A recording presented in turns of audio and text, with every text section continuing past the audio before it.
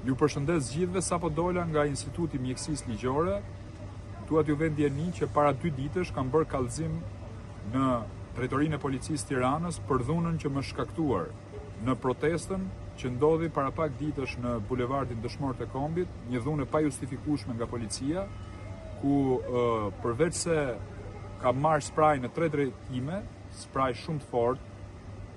jam goditur 2 herë me shelma nga 2 policë ndryshëm dhe 1 herë në fytyrë me skafandër dhe 2 herë pas qafe me skafandër. Për këtë arsye kam qenë shtruar në spitalin ushtarak,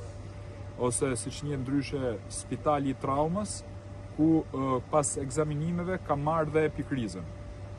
Për të gjitha këto arsye unë kam bërë këtë kallëzim për të dalë e vërteta në shesh për dhunën policore që kam pësuar dhe sigurisht do të doja t'i bëja thirrje institucioneve që të marrin masat, nxjerrin para përgjegjësisë policët që më kanë dhunuar barbarisht.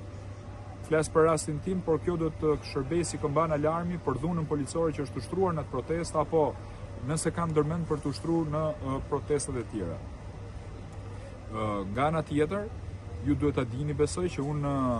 akuzohem tani nga policia, kam një procedim penal për dhunim të forcave të policisë për shkak detyrës. Ju i keni parë videot shumë mirë dhe e dini se çka ka ndodhur me mua, dhe tani policia, nga që nuk ka fjalë dhe është në faj në raport me mua, më ka bërë një akuzë aq të pabesueshme sa që të hidhet balë pikërisht mbi këtë ngjarje. Por ju e dini që unë të vërtetave do t'i shkoj deri në fund.